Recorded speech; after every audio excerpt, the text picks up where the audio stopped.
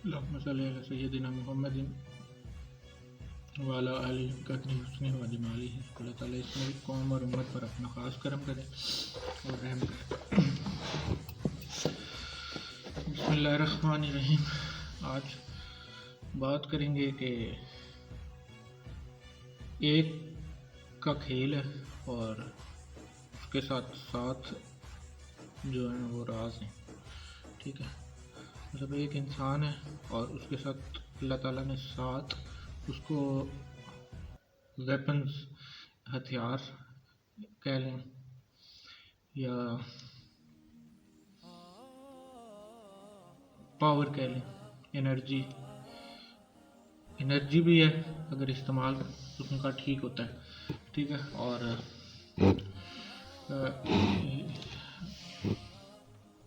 اگر استعمال ٹھیک نہیں ہے تو پھر وہ آپ کے لیے نقصان دہ بھی ہے، ٹھیک ہے۔ تو مطلب فائدہ بھی کر سکتی ہیں وہ 7 چیزیں آپ کا، اور وہ 7 چیزیں آپ کا نقصان بھی کر سکتی ہیں، ٹھیک ہے۔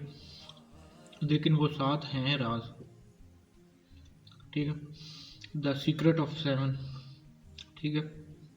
اور بات صرف ایک کی ہے، مطلب ایک انسان کی اور 7 راز، ٹھیک ہے۔ تو یہ آج کی بات جو ہے یہ اس حوالے سے بھی جو ضروری ہے، بہت اہمیت کی حامل ہے کہ انسان کو جب اس دنیا میں بھیجا گیا، بابا آدم کو دنیا پہ جب اتارا گیا، اس واقعے سے لے کے آج تک 2023 تک میں آپ جو انسانی نسل آگے چلی ہے اور یہاں تک پہنچی ہے، اس میں سے ہر ایک انسان کی فطرت اور اس کی تخلیق اور اس میں جو اللہ تعالیٰ نے اس کو قوتیں، طاقتیں عطا کی، شعور دیا، علم دیا اور اختیار دیا، ٹھیک ہے۔ تو وہ اللہ کے ہاں کیسے انسان اشرف المخلوقات، ایک اچھا مطلب ایک بہت اعلیٰ تخلیق بن کے ایک پیکج بن کے اللہ تعالیٰ کی تخلیق کا وہ پورے ایک انسان میں ایک شخصیت میں اللہ تعالیٰ نے اس کو پرو دیا، ٹھیک ہے۔ ان ساری چیزوں کو، مطلب ان ساری طاقتوں کو رب نے ایک انسان میں سما دیا، ٹھیک ہے۔ تو وہ کیسے ضروری ہے اور کیسے لازمی ہے اور کیسے اللہ تعالیٰ نے انسان کو اشرف المخلوقات کا درجہ عطا کیا، ٹھیک ہے۔ تو اس حوالے سے بات ہے، اور یہ ہر ایک انسان، جب میں نے بابا آدم کا کہہ دیا تو بابا آدم سے ابھی تک میرے تک یا آپ سننے والوں تک، تو مطلب اس میں پھر ہر ایک انسان شامل ہو جاتا ہے، ٹھیک ہے، جو روئے زمین پہ آیا، ٹھیک ہے۔ تو کیونکہ بات ہی انسان کی تخلیق کی ہے، تو انسان تو پھر سب ہے جو ہم زمانوں سے لے کے ابھی تک یہاں تک پہنچے۔ تو خیر بہت ضروری اور لازمی سمجھنے والی بات ہے، اور یہ اللہ کے راز ہیں، ٹھیک ہے۔ اللہ کے راز اس طرح سے ہیں کہ اللہ تعالیٰ ہر ایک انسان کو ان باتوں تک رسائی نہیں دیتا، ٹھیک ہے، کیونکہ یہ اللہ کی باتیں ہیں، تو یہ سمجھتے بھی اللہ والے ہی ہیں، اللہ کے بندے ہیں، ٹھیک ہے۔ تو اگر آپ سمجھ جائیں گے یا سمجھیں گے، آپ کی عقل، آپ کو کی عقل یہاں تک پہنچ گئی، اس کی رسائی ہو گئی، تو سمجھیں پھر آپ بھی اللہ کے بندے ہیں، ٹھیک ہے۔ کیونکہ رب آپ سے قرآن کے ذریعے بات کرتا ہے نا، تو جب آپ کو قرآن سمجھ آ گیا تو سمجھیں آپ کو رب نے آپ پہ کرم کر دیا، ٹھیک ہے۔ تو اللہ تعالیٰ پہلے قرآن کا علم، اس کی فہم قرآن کا عطا کرتا ہے، ٹھیک ہے، انسان اپنے بندے کو، وہ قرآن کو پھر اصل حقیقت میں سمجھتا ہے جو اللہ نے اتاری ہے انسان کی ہدایت کے لیے، ٹھیک ہے. ویسے تو قرآن آپ کے سامنے پڑھا ہے، اس میں آپ اس کی تلاوت کرتے ہیں، اردو ترجمہ بھی پڑھتے ہیں، تفسیر بھی پڑھتے ہیں، پھر بھی انڈرسٹینڈنگ یا سمجھ لینا، انڈرسٹینڈ کر جانا، وہ یہ نہیں ہے کہ آپ کو بات سمجھ آ گئی. ٹھیک ہے. انڈرسٹینڈ کر جانے کا مطلب یہ ہے کہ آپ اس کو مان کے عمل کر رہے ہو. ٹھیک ہے. پریکٹس میں شامل کر لیا، یہ ہوتا ہے انڈرسٹینڈ کر جانا، یا اس پہ اس بات کا سمجھ آ جانا. ٹھیک ہے. صرف سن لینا جو ہے سمجھ آ جانے کے دائرے میں نہیں آتا. ٹھیک ہے. تو سنتے تو پھر مطلب جانور بھی ہیں، پرندے بھی ہیں، ٹھیک ہے، حیوان بھی سنتے ہیں. سننا الگ بات ہے، اور انڈرسٹینڈ کرنا یا سمجھ جانا وہ الگ بات ہے. سمجھ جانے کا مطلب یہ ہے کہ آپ اس کو اپنا لو، اپنی زندگی میں شامل کر لو. ٹھیک ہے.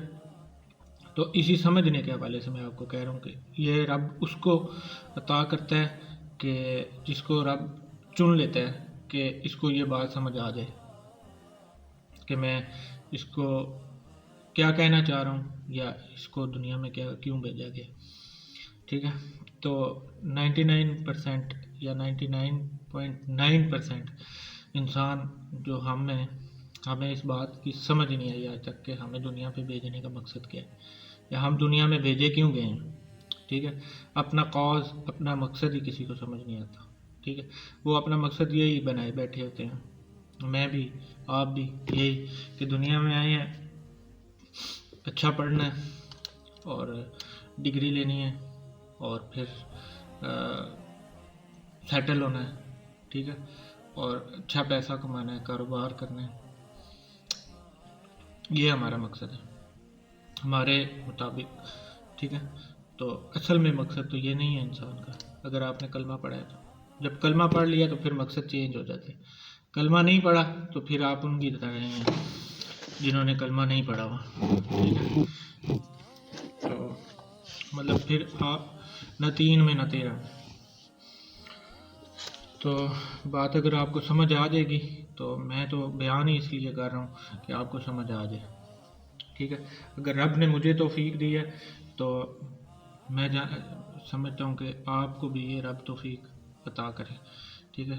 میں اللہ سے دعا کرتا ہوں اور اپنا عمل بھی کرتا ہوں کہ عمل کرنے کی کوشش کرتا ہوں. آگے قبول میرا رب کرے گا اور صلہ بھی رب ہی دے گا.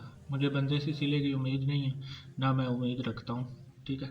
تو ہم رب کی ڈیوٹی کرتے ہیں، اور رب کی ڈیوٹی کرنے میں ہمیں نہ شرم ہے، نہ ہم کوئی کسی لالچ میں کرتے ہیں.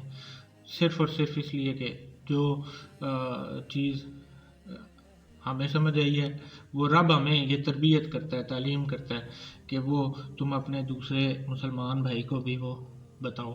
ٹھیک ہے. ہمارے نبی صلی اللہ علیہ وسلم کا یہ فرمان ہے، اور اللہ کے ہاں اور محمد صلی اللہ علیہ وسلم کے ہاں قبولیت اسی انسان کی ہے جو امت کی فکر بھی کرتا ہے. ٹھیک ہے. یہ نہیں ہے کہ آپ اکیلے جنت میں چلے جائیں یا فلاح پا جائیں. ٹھیک ہے. تو یہ میں نے بات پہلے بھی آپ سے کہی ہے. قبولیت وہاں پہ حضور صلی اللہ علیہ وسلم کے ہاں اس انسان کی ہے، اس مومن کی ہے جو دوسروں کو یا اللہ کے محمد صلی اللہ علیہ وسلم کی امت کو ساتھ لے کے چلے گا. ٹھیک ہے. آپ اولیاء کرام کی زندگی اٹھا کے پڑھ لیں تو دیکھ لیں، تاریخ پڑھیں، ان کے زندگی، ان کی سیرت پڑھیں، آپ کو سمجھ آ جائے گی کہ انہوں نے کام ہی عوام الناس کے لیے کیا. ٹھیک ہے. اپنی دنیا جو انہوں نے وقف کی وہ امت کے لیے کی. ٹھیک ہے. تو پھر ان کے درجات کیسے بلند ہوئے ہیں وہ آپ کے سامنے ہے. ٹھیک ہے. تو داتا علی حجویری جو اس بر صغیر میں اور اجمیر والے خواجہ نظام الدین اولیاء رحمہ اللہ، تو وہ آپ کے سامنے ہیں، بڑے بڑے نام ہیں. وہ آپ کو اپنا کام خاموش ہے کہ آپ کو بتا رہے ہیں کہ انہوں نے کیا کیا. ٹھیک ہے. تو آگے نیکسٹ دوسری ویڈیو میں بات کرتا ہوں.